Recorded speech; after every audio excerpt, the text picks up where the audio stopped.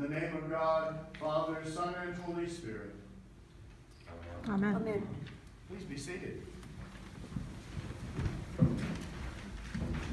Well, as we continue to have fall, it's nice to see how that all of you can easily get here, having had winter last weekend, back to this unusually warm weather. But it's good for us. It's a good day for us to have our annual meeting as a parish. And with that in mind, looking at the gospel today, it's right at the beginning of Mark. It is during the time right after Jesus' baptism in Mark, which is where he starts the story. So we find that in this first event, Capernaum is really, in any modern standard, not very far from Nazareth. I mean, it's sort of over the hill and down by the lake. And Capernaum was right on the Sea of Galilee. You can still go there and see the excavations, and you can see a layer of foundation under what was a 2nd century synagogue. The ruins of that and some of the walls and columns and so forth, the floor of that synagogue all stand up, and they're made of a finer kind of stone that had to be imported, to be brought in. But the foundation below it is this black kind of basalt-looking volcanic rock, which is present in that area very close by. And that's the foundation of the synagogue in which this event happened. So it's a real place. It was a real house of worship. And in walks this young guy, 30. Now, 30 was older then than it is now. Let's put it that way. 30 was a mature, grown-up guy. He should have had a wife and a passel of kids by 30. Life expectancy wasn't that long. So 30 was a grown-up. But still, a young man, and in he walks, and he has this moment of communication with them, and then this very unusual event happens, unless you've ever worked in a mental hospital. It's not so unusual there. Somebody just pops up and says, "I know who you are. You've come to kill us all, haven't you? You're the Holy One of God." Now let's face it. It's shocking just to hear me do it in a sermon, right? And you already knew I was here and who I am. Imagine somebody just standing up and doing that. You would think, oh my gosh, do we need to call the police? Does he have a gun? We would freak out. And we would act calmly because we're Episcopalians, but inside, we would be freaking out. And as I say, what makes this most relatable for me is the fact that in my seminary preparation, which is somewhere in the fog of history, I came to Denver after my first year of seminary. I came to Denver to do what's called clinical pastoral education.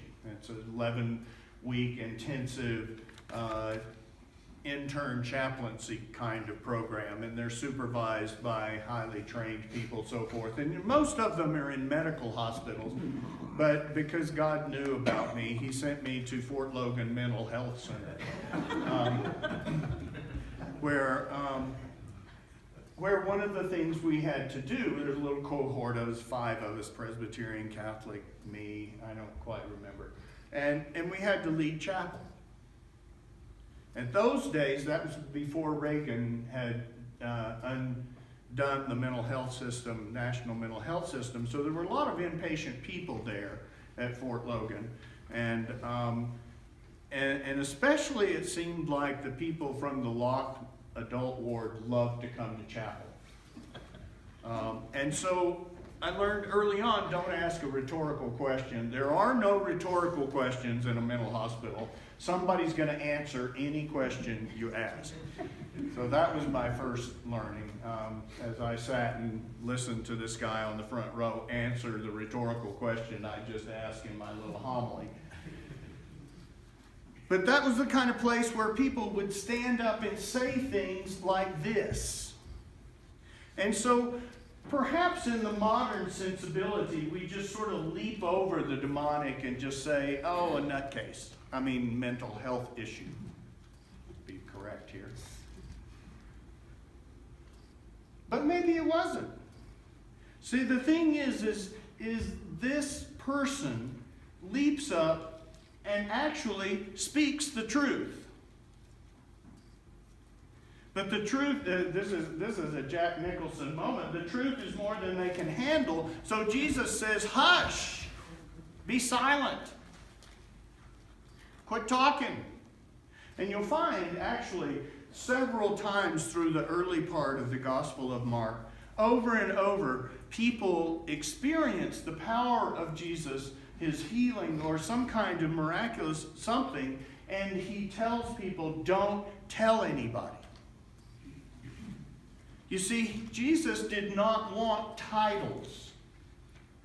The Holy One of God would have been instantly recognized as a marker for the Messiah or the prophet that is to come.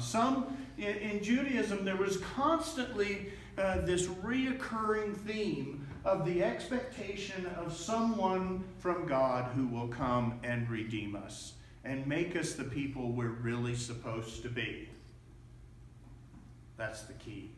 Will come and make us the people we're really supposed to be. Christians sublimated that into the second coming of Christ so that we could keep that tension going. But in the sense of, is this the one? There was a constant chain of people claiming that title. There were people who claimed they were the Messiah before Jesus, and there were people who claimed they were the Messiah after Jesus. Historical records of these things. So in that context, Jesus was just one more, pretender to the throne sort of thing. And so Jesus did not want to claim titles. Don't call me Messiah. Don't call me the Lord. Don't call me any of these things. Go telling people that I'm this, because I want people to hear the message has authority, not my title. It's not my celebrity. I don't want you clamoring after me because I'm the latest thing. And so when they heard him teach and he taught with authority, I think, the scribes were just, they were sort of normal East Coast trained Episcopal preachers. They were not Southern preachers. Now Jesus, he comes in, he preaches. When he gives it, he's got an illustration, he's got a proverb, he's got something that they can relate to, and he tells them the truth. And when people hear the true truth, they usually know it. It strikes them. They may not like it. They may reject it. We may fight it, deny it, modify it. But somewhere in here, when we hear the truth, there's a ringing or a harmony or maybe a punch in the gut. Jesus was not afraid to deliver those lines. That's what prophets do. He didn't want a title because he wanted people to listen to what it was like when the kingdom comes near you. He didn't want to be personally elevated. He wanted the people who heard him to be elevated. He didn't want people to be constantly in judgment of him. He wanted them to know that the judgment on them was being mercifully set aside. Both from God's love of you, from me, and because it promotes his project. See, God's project is not imperial. That's not that kind of kingdom. It's not violent, doesn't demand, doesn't coerce. But it does speak with authority. And then that authority is backed up by Jesus doing something that would make any normal Episcopal congregation squirm even more than having stood up and said something inappropriate in church. Now he throws out a demon. And anybody here raised in the Pentecostal or charismatic kind of world? You know, if you weren't raised in that, you would probably never seen a demon cast out or watched people pray over somebody. Now, I went to Africa a few years ago. Went to visit Sudanese refugees in northern Kenya, and went with a Sudanese bishop, Bishop Andudu, from, who was for several years lived in Denver. And I watched him have a conversation with a Westerner, and who did come out of kind of that tradition and not so, and quite willing to accept that yes, there are demonic forces. And they sat and talked about the casting out of demons like it was having Cheerios on Saturday morning. And he talked about praying over one person for 8 hours and still couldn't cast the demon out. It was so strong. But seeing many people delivered. Now, that makes me uncomfortable. We don't live in that world, do we?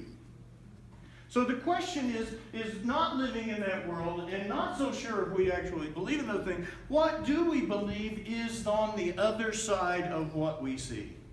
Is there truly a spiritual world? Are there spiritual forces and beings like angels and fallen angels? And, you know, Westerners squirm over that stuff. We like what we can see, feel, touch, taste, or spin. Then it's real.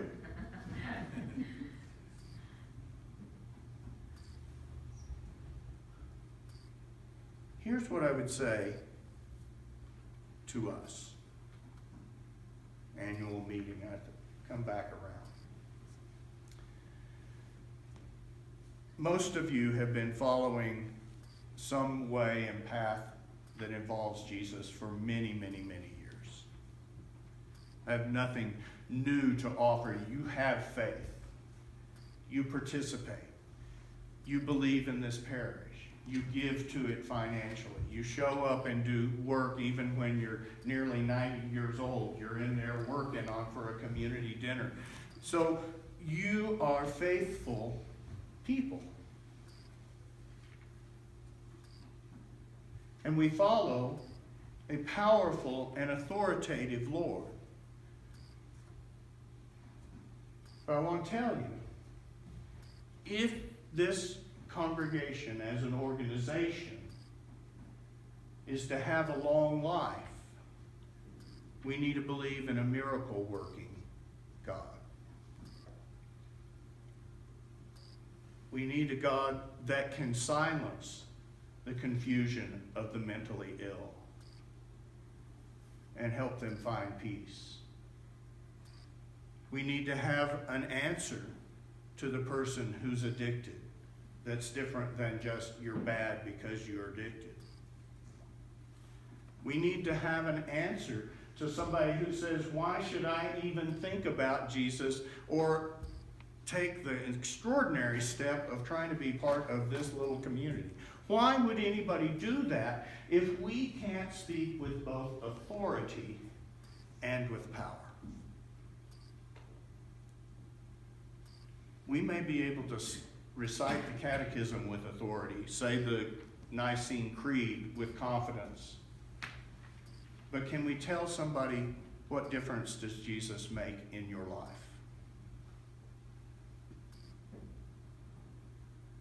Can we answer that?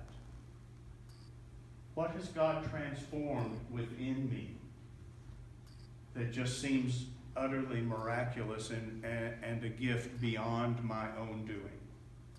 Can I tell somebody about that? The miracle that is required for your long-term continuance as a parish is that we be able to tell that story convincingly to a lot of people, and soon. Because it's like sales, you get 9 no's for every maybe.